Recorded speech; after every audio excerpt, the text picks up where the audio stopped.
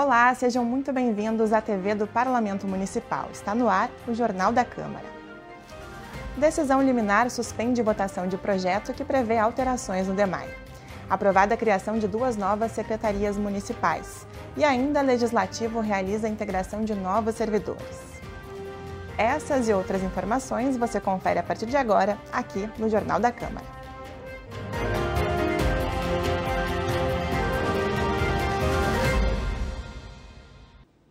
Na abertura do Jornal da Câmara de hoje, vamos falar sobre os novos totens de proteção e monitoramento instalados pela Defesa Civil em várias áreas vulneráveis aqui de Porto Alegre. E quem conversa conosco sobre esse sistema, que é um avanço para a nossa capital, é o Coronel Marcos Vinícius Oliveira, que coordena o Centro de Monitoramento e Alerta da Defesa Civil. Então, Coronel, seja muito bem-vindo, tudo bem? Tudo bem. Eu gostaria de dizer que é um prazer estarmos aqui na casa da população de Porto Alegre, em especial para poder comunicar o que a Prefeitura, através da Defesa Civil, tem feito para o sistema de proteção das pessoas. Isso é um ganho para nós, né, para a nossa população, né, Coronel? Queria então que o senhor começasse nos explicando como é que foi planejado esse sistema. A gente sabe que na Europa a gente tem muitas coisas parecidas, né, aqueles sistemas que avisam a população se elas estão sobre algum alerta, sobre algum risco. Como é que vai funcionar aqui na nossa Porto Alegre? Bom, Porto Alegre vem trabalhando e fazendo seu tema de casa já há bastante tempo. Essa é uma materialização de um projeto que iniciou em 2021, de reestruturação da Defesa Civil do município de Porto Alegre, mas em especial com a preocupação de podermos comunicar bem com a população as questões dos eventos adversos, que essa é uma grande preocupação. Nós temos alguns sistemas de aviso, comumente, que são trabalhados junto com a comunidade, como o 4199, que é um sistema de SMS que é fornecido pelo governo federal, mas nós sabemos que esse tipo de comunicação ela não tem sido efetivo porque não alcança toda a população, em especial aquelas que estão numa condição de maior vulnerabilidade. Então, Porto Alegre desenvolveu um sistema de monitoramento e alertas através de informação sonora. Então, hoje os nossos totens, são 10 totens que estão na cidade de Porto Alegre, eles estão em áreas de maior vulnerabilidade e risco. A maioria deles está naquela mancha de inundação do evento de maio, que foi o maior evento da história da cidade de Porto Alegre, sendo que 2 deles estão em outras áreas de grande risco, como a Lomba do Sabão, onde nós temos a questão da represa, e também no Arroio Moinho, onde nós tivemos, infelizmente, a perda de vidas ali em razão de enxurradas. Então, esses pontos eles foram eleitos para iniciarmos esse sistema de proteção, para que possamos estar monitorando o microclima da cidade, porque nós comentávamos que chove em alguns locais e em outros não ao mesmo tempo.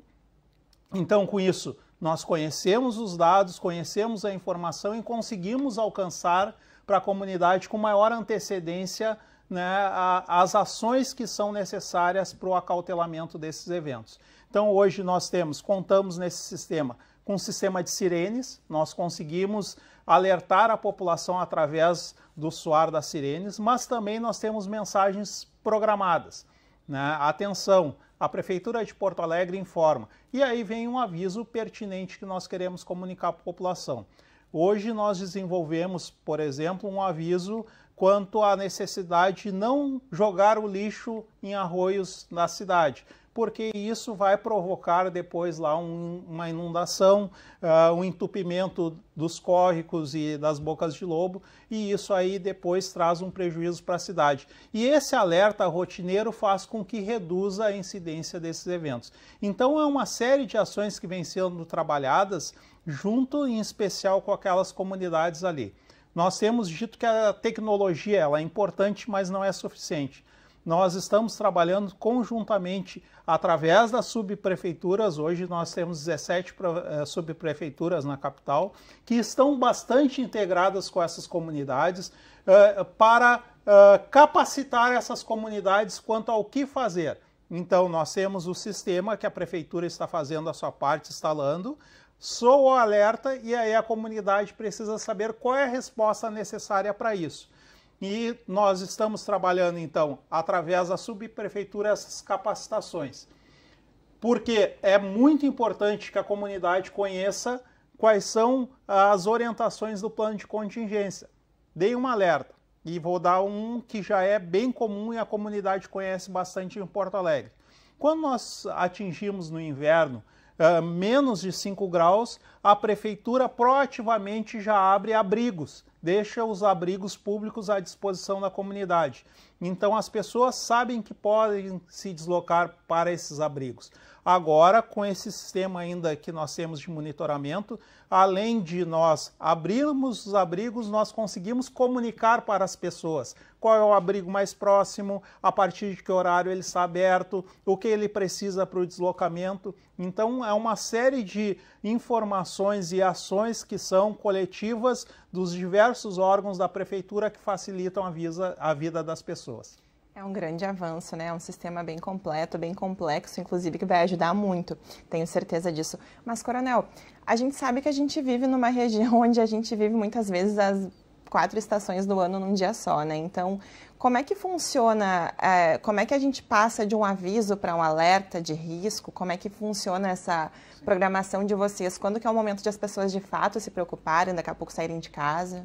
Muito importante essa pergunta, porque nós estávamos sempre dependendo das informações que vêm do governo federal, através da Secretaria Nacional de Defesa Civil, também do Estado, a Sala de Situação do Estado. São fontes de informação que são bastante importantes para a cidade de Porto Alegre, mas as informações elas são de macro-regiões. Então eu tenho um alerta, saiu um alerta hoje do governo do Estado, e ele pega a região metropolitana de Porto Alegre.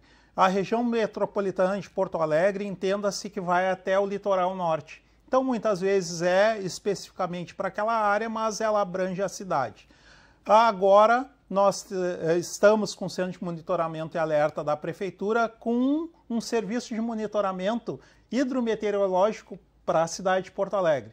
Então, nós conseguimos, dos diversos microclimas da cidade, como nós falamos, tem regiões que podem chover, outras não, então nós teremos 24 horas por dia, nos 7 dias da semana, profissionais hidrólogos, meteorologistas, geólogos, porque nós temos áreas de risco de movimentos de massa na cidade, à disposição da prefeitura e da população para fazer essa informação detalhada.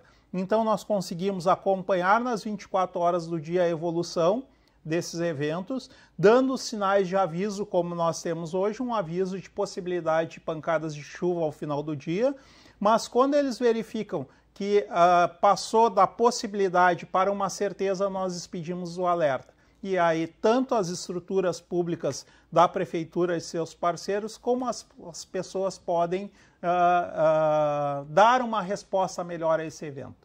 É uma equipe multidisciplinar reunida, então, para nos trazer esse alento, né? Porque a gente sabe que é preocupante, a gente já passou por uma situação... Dizem que gato escaldado tem medo de água fria, né, Coronel? Então, a gente sabe bem o quanto é preocupante qualquer chuva, qualquer coisa que pode acontecer, e a Defesa Civil tem trabalhado muito forte nisso. Coronel, pena que a gente não tem mais tempo para falar sobre muitas outras coisas, né? A gente sabe que é um assunto muito importante de ser divulgado.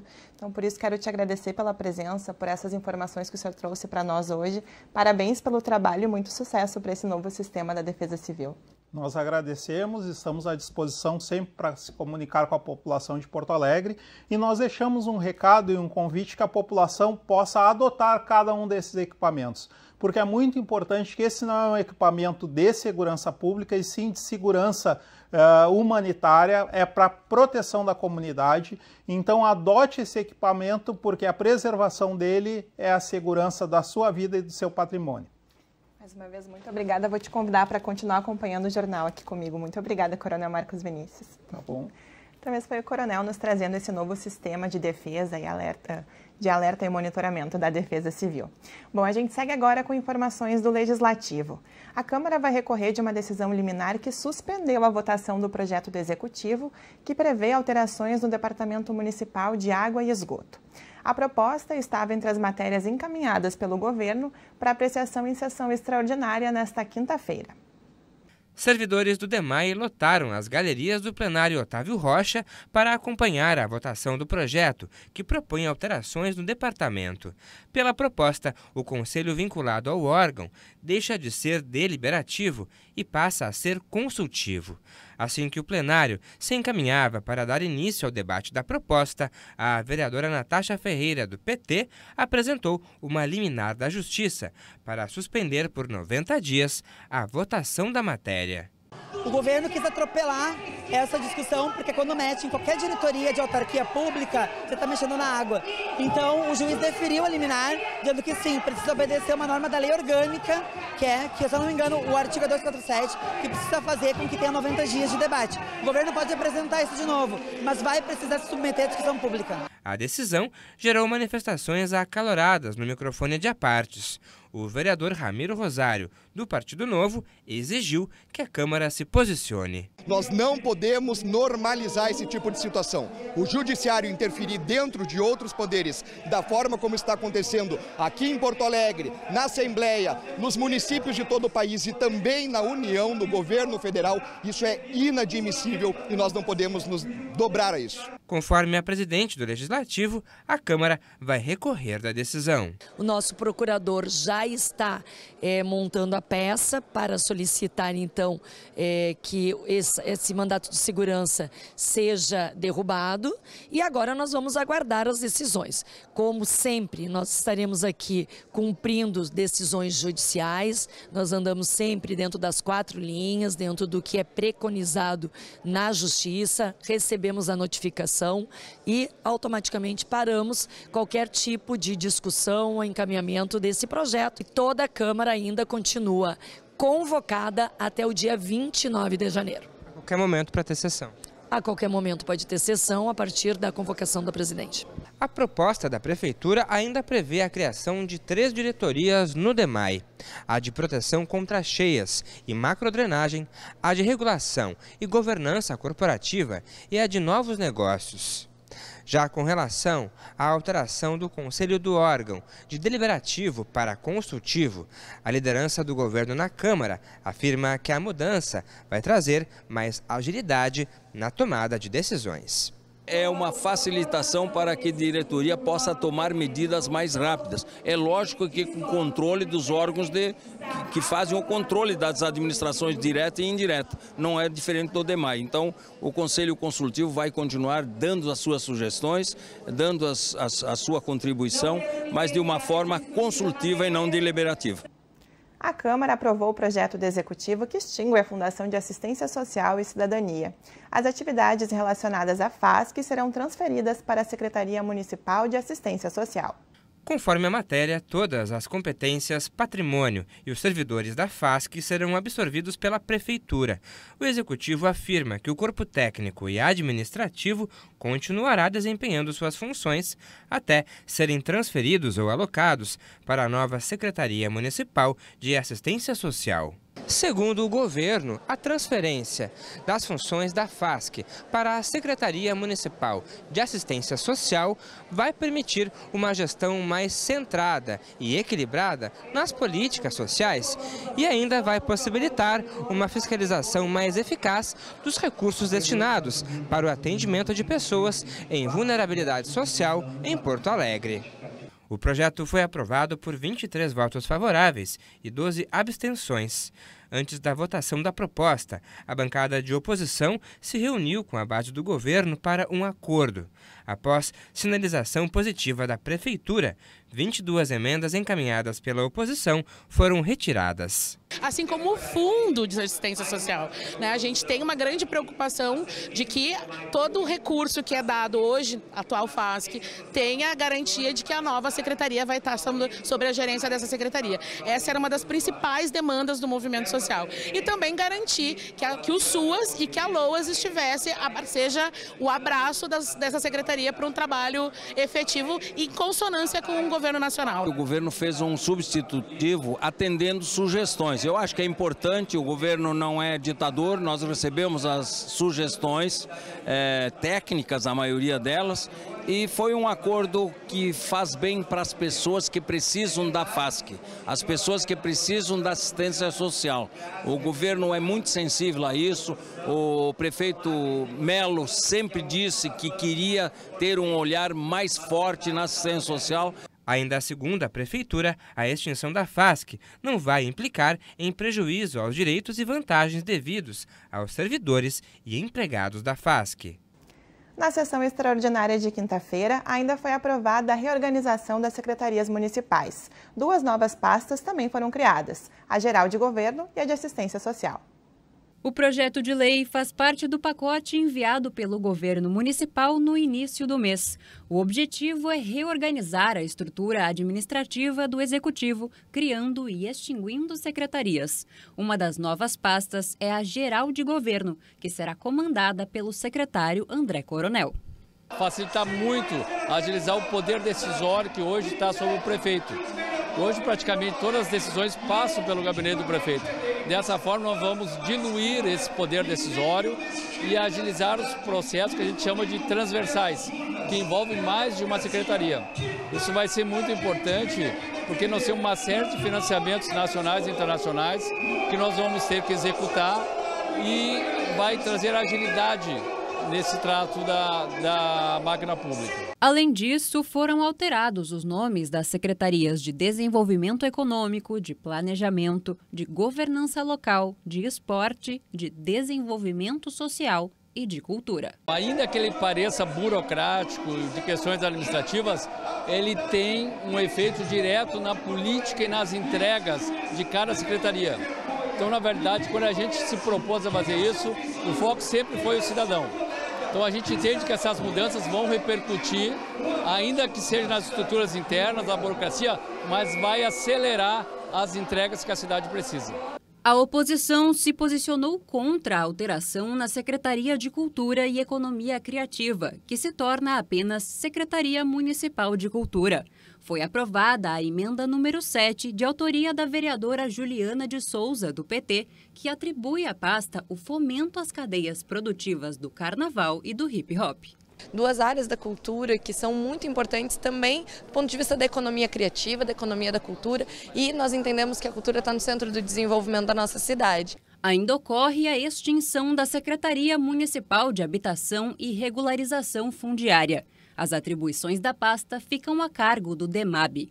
Os parlamentares ainda aprovaram a emenda número 13, também da vereadora Juliana de Souza, que determina que o Departamento Municipal de Habitação elabore e execute uma política habitacional na cidade. Foi o menor investimento em habitação na história dos últimos 20 anos, então demonstra que essa não é uma prioridade e por isso a gente tem um aumento na população vivendo em áreas de risco de 20 para 80 mil pessoas, por isso a gente tem um aumento do número de áreas irregulares como ocupações que cada vez tem menos acesso aos serviços e às políticas públicas e a gente tem uma fragilização na política de habitação com essa reforma administrativa, reforçando todo o modelo que ele tem hoje, né, de acordo com a especulação imobiliária. O projeto do Executivo ainda cria a Secretaria de Assistência Social. A pasta assume as responsabilidades da FASC, extinta por outro projeto de lei do Executivo, também aprovado nesta quinta-feira. Com a extinção da fundação, ela passa ao status de secretaria, o que é importante da cidade porque eleva a política em nível municipal. Foram protocoladas 26 emendas junto ao documento, das quais 4 foram aprovadas em bloco com acordo entre a base do governo e a oposição. O plenário ainda foi favorável a 2 mensagens retificativas enviadas pelo Executivo. Também na sessão extraordinária de quinta-feira, tomou posse a vereadora suplente Fran Rodrigues, do PSOL. A parlamentar substitui temporariamente o vereador Roberto Robaina, do mesmo partido, que está em licença.